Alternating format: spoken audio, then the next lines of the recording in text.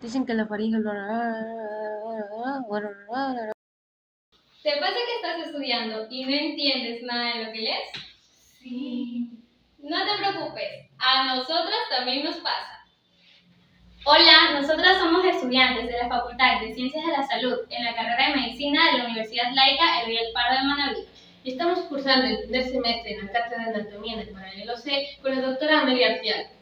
Y hoy les vamos a enseñar un poco sobre la faringe y el esófago. Soy la estudiante María Cristina Holguín Carofa. Yo soy la estudiante Elizabeth Mazavega. Y yo soy Kenny Lord Bravo. Así que empecemos.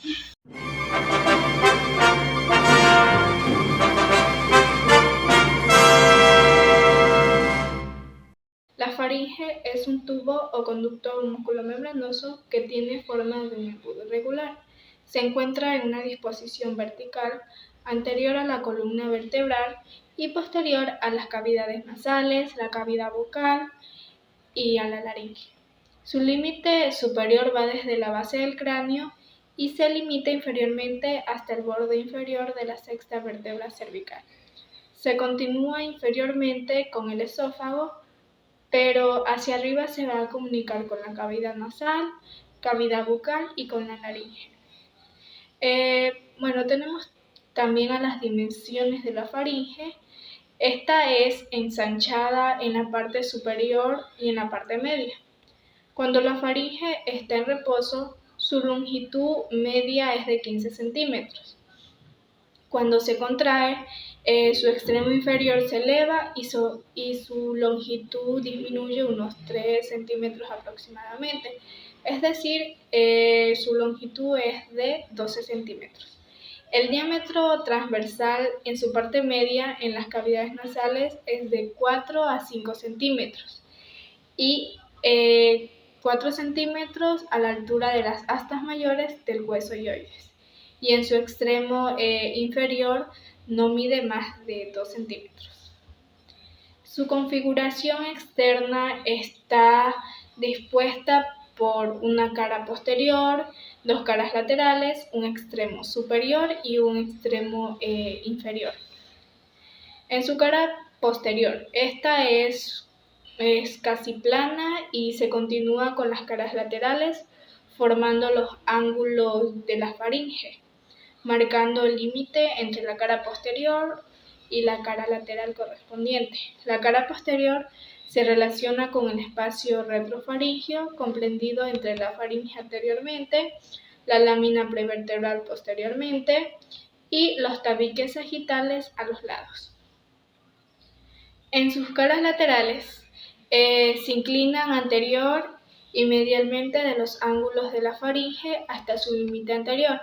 Este límite corresponde de superior a inferior, con el borde posterior de la lámina medial de la apófisis pterigoides, el rafe pterigomandibular, el extremo posterior de la línea amiloidea, la cara lateral de la raíz de la lengua, el asta mayor del hueso hioides, el ligamento tiroideo lateral, el borde posterior de las láminas laterales del cartílago tiroides y la parte lateral del cartílago cricoides. Para distinguir mejor sus relaciones vamos a dividir mediante una línea horizontal referente al borde de la mandíbula, una parte superior o cefálica y otra parte inferior o cervical. Superiormente a este plano, las caras laterales de la faringe están en relación con los órganos contenidos en el espacio laterofaríngeo cefálico.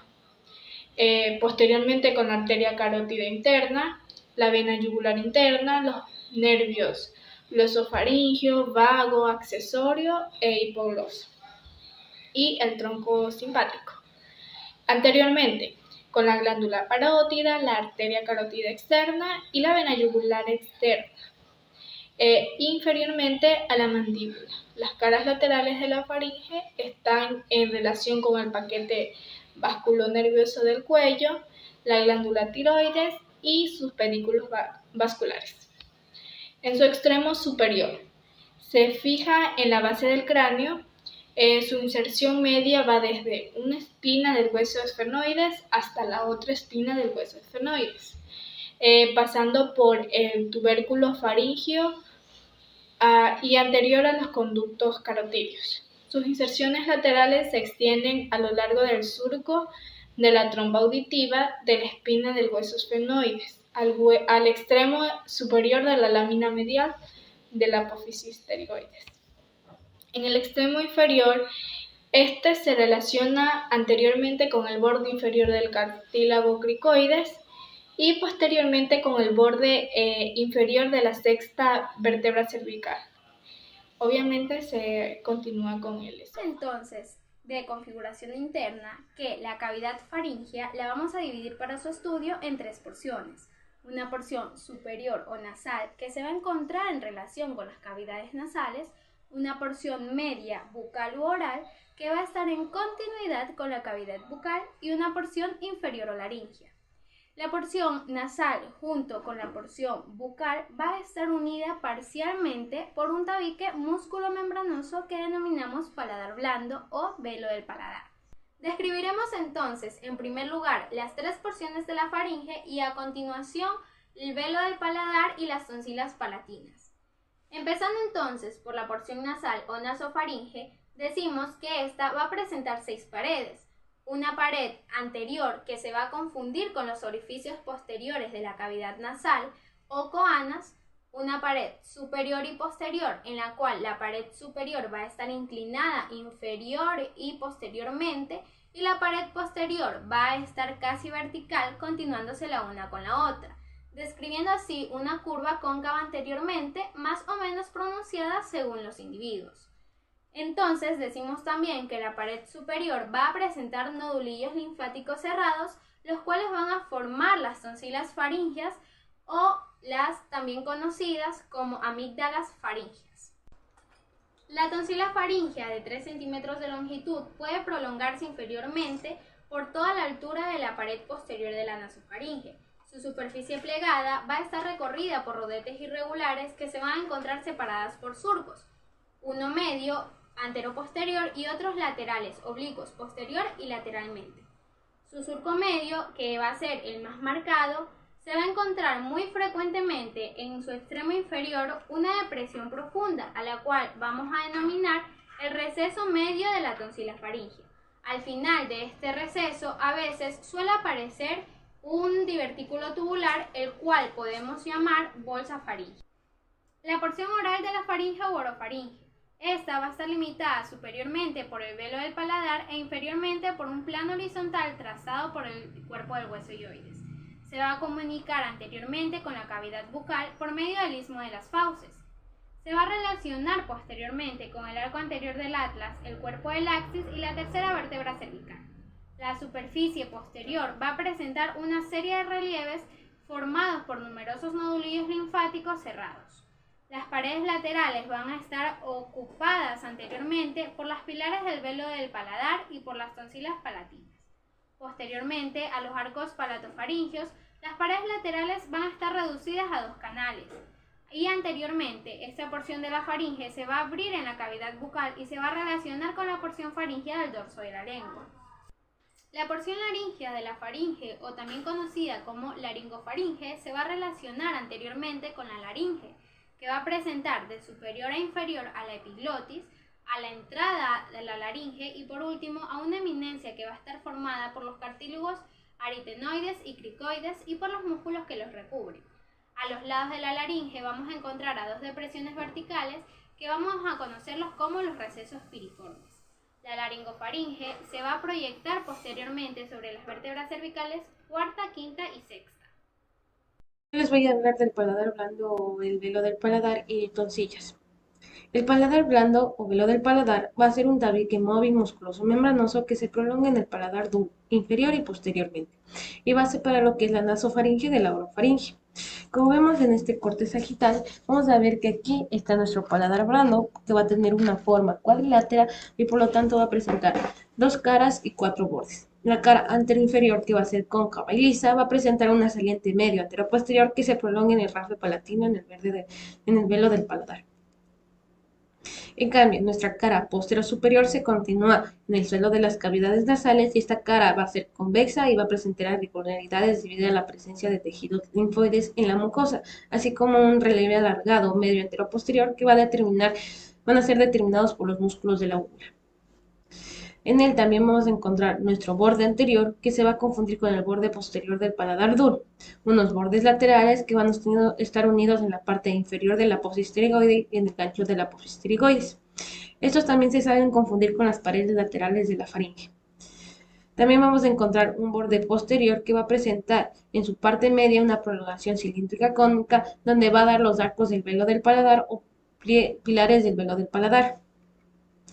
Bueno, les voy a hablar de estos arcos. El arco palatogloso que tenemos aquí va a ser también llamado el pligar anterior del velo del paladar, que va a ser que se va a desprender desde la cara anterior del velo del paladar cerca de la base de la úvula palatina y se inclina lateral, inferior y un poco anteriormente y termina en el borde de la lengua, en la unión de la parte oral con la parte faríngea de dicho borde. Los arcos palatoglosos, la válvula palatina y la raíz de la lengua también van a limitar el istmo de las fauces.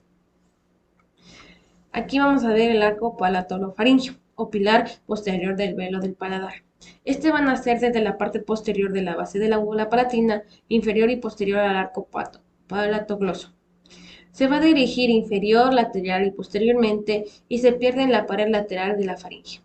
Estos dos arcos palatofaringes van a circunfluir un orificio denominado el orificio interfaringeo, que va a comunicar la nasofaringeo con la orofaringeo. Palofaringios van a sobrepasar medialmente a los arcos palatoglosos de tal modo que son más visibles a través del orificio vocal. Gracias. Fosa tonsiliar o seno tonsiliar. Va a ser una depresión que va a estar limitada anteriormente por el arco palatogloso y por el borde de la parte faríngea de la lengua. Posteriormente va a estar limitado por el arco palatofaríngeo superiormente y por un pliegue mucoso faríogo epiglótico inferiormente. Este pliegue se va a extender oblicuamente en sentido superior y posterior desde el borde lateral de la apófisis hasta la pared lateral de la faringe y superiormente por el velo del paladar en el origen de los arcos palatogloso y palatofaringe y inferiormente por el pliego gloso-epiglótico lateral.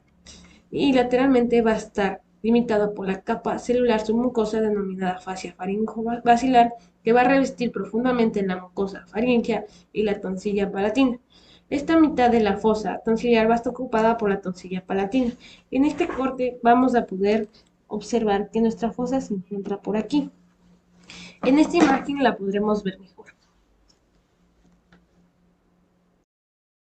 Muy bien, por último vamos a hablar de la tonsilla palatina o amígdala palatina. Esta se va a tratar de una voluminosa masa de nudillos linfáticos cerrados, en forma de almendra alargada de superior a inferior y aplanada de lateral a medial. Va a tener una capa más lateral que va a estar compuesta por un tejido denso y resistente que va a formar la cápsula tonsiliar. Va a presentar una cara medial que va a estar sembrada de orificios irregulares que van a estar situados con mayor frecuencia en el fondo de las ligeras depresiones de la superficie. Estos orificios lo que van a hacer es dar acceso a las divertículos de la cavidad faringe, que van a estar denominados como cristas tonsiliares. En la cara lateral va a formar lo que es la cápsula tonsiliar, en la cual va a estar separada de los elementos vecinos de la pared faríngea. Estos van a estar separados por una capa delgada de tejido celular laxo. Entonces, lo que vamos a separar en sí es los músculos y fascias de la pared faríngea. Y por medio de la pared faríngea, la tonsilla se va a relacionar con el músculo estilogloso y también va a tener una relación más o menos con los órganos contenidos en el espacio laterofaríngeo cefálico. Por último, vamos a encontrar el anillo linfático faríngeo o anillo linfático de Weber, que se va a designar con el nombre linfático faríngeo en la zona anular del tejido linfoide constituido por las tonsillas faríngea, tubárica, palatina y lingual, así como por los nudillos linfáticos cerrados diseminados en los intervalos comprendidos entre las tonsillas. Existe un pequeño anillo linfático inscrito en el precedente y formado por las tonsillas lingual inferiormente, las tonsillas palatinas lateralmente y los nódulos linfáticos cerrados de la mucosa dorsal del velo del paladar superiormente. Superior que se origina en su porción pterigofaríngea del borde posterior y del gancho de la apófisis pterigoides y su porción bucofaríngea del rafe pterigomandibular en su porción milofaríngea de la línea miloioide. Las fibras inferiores del músculo se unen y forman la porción glosofaríngea que se prolonga anterior hacia el borde de la lengua y todas estas fibras se dirigen de posterior y medialmente y terminan entrecruzándose en la línea media con las del opuesto, formando el rafe faríngeo. El músculo constrictor medio de la faringe. Su porción condrofaríngea nace del borde posterior del asta menor del ilioides y su porción ceratorafaríngea nace de la cara superior del asta mayor del mismo y se dirigen posteriormente y terminan en el rafe faríngeo. Su músculo constrictor inferior de la faringe. Su porción tirofaríngea nace de la cara lateral del cartílago tiroides. Su porción cricotirofaríngea nace en un arco fibroso cóncavo que une los bordes inferiores de los cartílagos tiroides y cricoides. Su porción cricofaríngea nace en el borde inferior del cartílago cricoides, se dirige en posterior y medialmente y termina en el rafe faríngeo. Su cuarto músculo constrictor es el músculo amigdaloso. Es inconstante y se extiende desde la cara externa de la cápsula tonsilar hasta el borde de la lengua. La acción de los músculos constrictores es estrecha los diámetros antero-posterior y transversal de la faringe durante la deglución. Tenemos a los músculos elevadores de la faringe, que encontramos al músculo estilofaríngeo, que se origina en el lado medial de la base de la apófisis estiloides, se inserta por medio de 4 haces. Un haz faríngeo que termina en la fascia faringobasilar de la orofaringe. Un haz epiglótico que termina en el borde lateral y la cara anterior de la epiglotis, elevando el pliegue faringoepiglótico. Y por último, también un haz tiroideo que termina en el asta superior del cartílago tiroides. Y por último tenemos a un haz cricoides que termina en el borde superior del cartílago cricoides. La acción de este músculo es elevación de la faringe y la laringe. También tenemos al músculo petrofaríngeo. Es inconstante, que se origina en la cara inferior de la porción petrosa del hueso temporal, anterior y lateralmente al orificio del conducto carotidio, y termina en la fascia faringobasilar. La acción de este músculo es elevar y es también dilatador de la faringe. La estructura del velo del paladar. El velo del paladar decimos que está constituido por una lámina fibrosa, por músculos y por una mucosa. Describamos esto secuencialmente, empezando por la lámina fibrosa o la aponeurosis palatina. La aponeurosis palatina es una membrana fibrosa que se va a continuar con el paladar óseo y va a ocupar la mitad anterior del velo del paladar, del cual va a constituir el armazón esquelético. La aponeurosis palatina está en relación con sus dos caras con los músculos del velo del paladar. Y por otra parte decimos que está constituida principalmente por las fibras tendinosas de los músculos tensores del velo del paladar. Siguiendo con músculos, entonces decimos que la musculatura del velo del paladar va a comprender a cada lado 5 músculos: tensor del velo del paladar, elevador del velo del paladar, palatofaringio, músculo de la úvula y palatogloso. Así, el músculo tensor del velo del paladar se va a insertar superiormente en la fosa escafoidea de la fosa pterigoidea y posteriormente a esta en el borde medial del ala mayor del hueso esfenoides.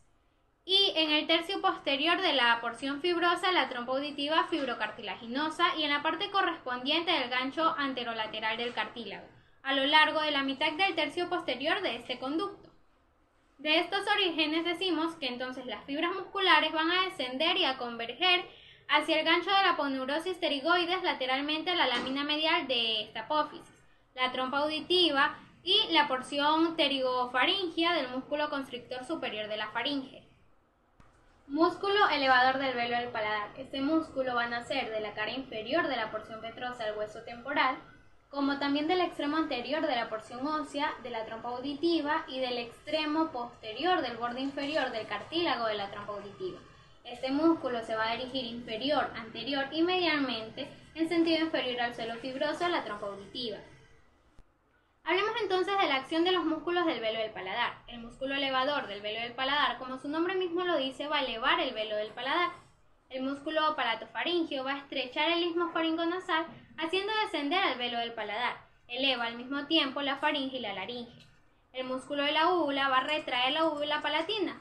El músculo palatogloso va a estrechar el istmo de las fauces, va a elevar la lengua y va a hacer descender a la úvula palatina. Cambiando de tema entonces a las fascias de los músculos del velo del paladar, decimos que en el velo del paladar solo va a existir una lámina fibrosa, que es la aponeurosis palatina. Entonces, estas fascias van a emitir expansiones que van a recubrir la porción descendente de los músculos tensor y elevador del velo del paladar. Fascia de los músculos del velo del paladar. En el velo del paladar solo va a existir una lámina fibrosa, y esta va a ser la aponeurosis palatina. Lateralmente al velo del paladar tenemos a los músculos de este se relacionan con las fascias de la faringe. Estas fascias van a emitir expansiones que van a recubrir la porción descendente de los músculos tensor y elevador del velo del paladar.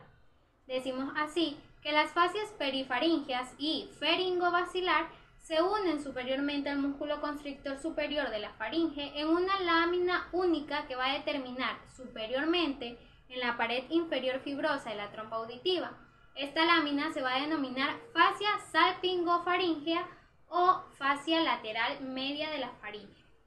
Decimos que la fascia perifaringea va a estar reforzada en la proximidad del músculo tensor del velo del paladar. Estos haces fibrosos derivan del esbozo primitivo del músculo tensor del velo del paladar y forman el ligamento timpanoterigomandibular. No se olviden, ligamento timpanoterigomandibular. La mucosa. La mucosa va a revestir las caras superior e inferior del velo del paladar y va a rodear su borde libre. Su aspecto se va a describir al mismo tiempo que la configuración externa del velo del paladar. Vasos y nervios de la faringe y del lado del paladar. Primero vamos a comenzar hablando de las arterias. Les he puesto aquí las arterias que iré describiendo. La arteria faríngea excedente va a ser rama de la arteria carótida externa que va a proporcionar ramas a las paredes laterales y posteriores de la porción superior de la faringe. También vamos a tener la arteria palatina excedente que va a ser rama de la arteria facial, la cual va a suministrar la región tonsilar de una rama constante. Esta rama se la va a llamar arteria palatina excedente. Esta misma va a terminar luego en la parte lateral del velo del paladar y en la parte lateral de la faringe. También vamos a tener el paladar y en la parte lateral de la faringe. También vamos a tener la arteria palatina descendente que va a proceder de la arteria maxilar y se va a dirigir al velo del paladar por un conducto palatino mayor. La rama dorsal de la lengua va a suministrar algunas ramas al arco palatogloso del velo del paladar. Y también vamos a tener las arterias esfenopalatinas, cual va a tener el conducto pterigoide que van a ramificar en la bóveda de la faringe. Y por último vamos a tener a la arteria tiroidea superior que va a proporcionar un ramo faríngeo a la parte del inferior de la faringe. Las venas. Las venas van a estar conformadas por dos plexos, uno submucoso y otro periférico o perifaringio. Las venas del plexo submucoso van a estar en la cara dorsal del velo del paladar, donde van a drenar en las venas de las cavidades nasales y por medio de estas en los plexos periticoides. En cambio, las venas del plexo submucoso de la cara inferior del velo del paladar se invierten en las venas de la raíz de la lengua. Y por último, el plexo submucoso de las paredes laterales y posterior de las faringes van a drenar en el plexo faríngeo. Los vasos linfáticos. Como vamos a ver aquí, los vasos linfáticos de la faringe nacen de dos redes, una mucosa y otra muscular. Algunos colectores de las redes linfáticas de la nasofaringe y de la cara superior del velo del paladar drenan en los nódulos linfáticos de la retrofaringe. Otros lo hacen en los nódulos linfáticos cervicales laterales profundos, superiores de las relaciones con la vena yugular interna. Los colectores linfáticos de la orofaringe y de la laringofaringe van a ser en la cara inferior del velo paladar y de los arcos del velo del paladar y se dirigen a esos mismos nodos linfáticos. En cambio, los vasos linfáticos de la tonsilla palatina van a drenar casi únicamente en los nódulos linfáticos yugulogástricos de esta cadena. Por último, les voy a hablar de los nervios. En los nervios vamos a diferenciar nervios sensitivos de motores. Los nervios sensitivos del velo del paladar van a proceder del nervio palatino mayor y palatinos menores, que son ramas del nervio maxilar. En cambio, las tonsillas y los arcos del velo del paladar van a proceder de los ramos tonsiliares del nervio glosofaríngeo. Y por último, los ramos sensitivos de las paredes laterales posteriores de la faringe van a proceder del plexo faríngeo. Se sabe que el plexo es la comunicación entre la pared lateral de la faringe, de los ramos faríngeos del nervio glosofaríngeo, del nervio vago y del tronco simpático. Por último tenemos los nervios motores, que estos van a estar el músculo tensor del velo del paladar, el cual va a recibir el nervio mandibular, y todos los demás músculos del velo del paladar y de la faringe van a estar inervados por el nervio vago y por el plexo faríngeo. En cambio, en los músculos del elevador del paladar y de la úvula se creía que iban a estar inervados por el nervio facial, pero ellos reciben su inervación motora del nervio vago, o quizás también por la inervación del nervio accesorio mediante un ramo medial que se une al nervio vago. En cambio, en el músculo estilofaringio va a recibir además directamente un ramo del nervio glosofaringio y por último tenemos al músculo constructor inferior de la faringe que va a recibir algunas fibras del nervio de laringio recurrente. Por último, les voy a hablar de la deglución. Es el complejo proceso que transfiere un bolo alimenticio desde la boca hacia el estómago a través de la faringe y el esófago. El alimento va a ser sólido, que se va a masticar y se va a mezclar con la saliva para formar el bolo blando, que resulta más fácil de tragar.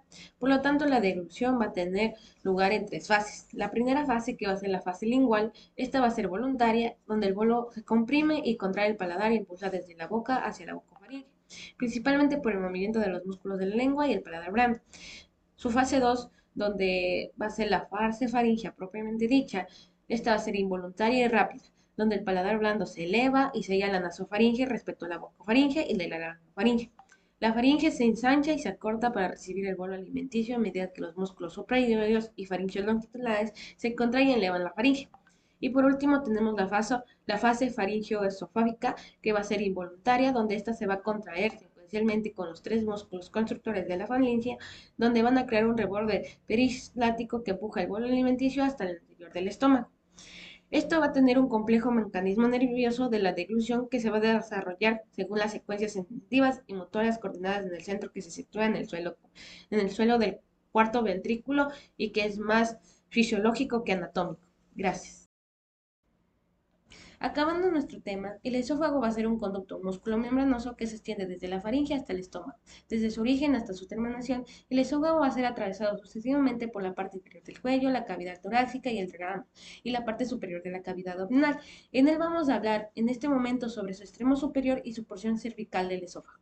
En su extremo superior del esófago va a estar encontrada la línea media, a la altura del borde inferior de la sexta vértebra y del cartílago cricoides. El esófago va a descender inclinándose ligeramente hacia la izquierda para penetrar el tórax. En su trayecto cervical, el esófago va de anterior a la columna vertebral y a los músculos prevertebrales y posterior a la tráquea, a la que pasa ligeramente hacia la izquierda y esta se va a encontrar envuelta junto a la tráquea por la vaina visceral de la lámina precardial y hacia los lados se va a encontrar en relación con los nervios laringeos recurrentes que ascienden en los surcos traqueoesofágicos con la glándula tiroides y con el paquete vasculonervioso del cuello. Los vasos del esófago cervical van a ser las arterias del esófago cervical, que son ramas de las arterias tiroides inferiores, y cada una de estas arterias va a dar origen a ramas ascendentes y descendentes que se van a unir entre sí y se van a cruzar en línea media. Las venas del esófago cervical son tributarias a las venas tiroides inferiores. Y los vasos linfáticos van a dar en la porción cervical del esófago, van a drenar los nódulos linfáticos paratraqueales y cervicales profundos inferiores. Y los nervios del esófago cervical van a ser la inervación del esófago, motora o sensitiva. Esta va a ser somática para la parte superior y parasimpática, y simpática y sensitiva visceral para la parte inferior. El esófago también va a recibir fibras somáticas a través de ramos de los nervios laringes recurrentes y fibras vasomotoras procedentes de los troncos simpáticos cervicales a través del plexo que rodea la arteria tiroide inferior. También les quiero recordar que cuando el esófago se va a encontrar vacío, la luz va a tener forma de una hendedura y cuando el bolo alimenticio va a pasar por él y descender, la luz se expande provocando un periastalismo de reflejo en el esófago.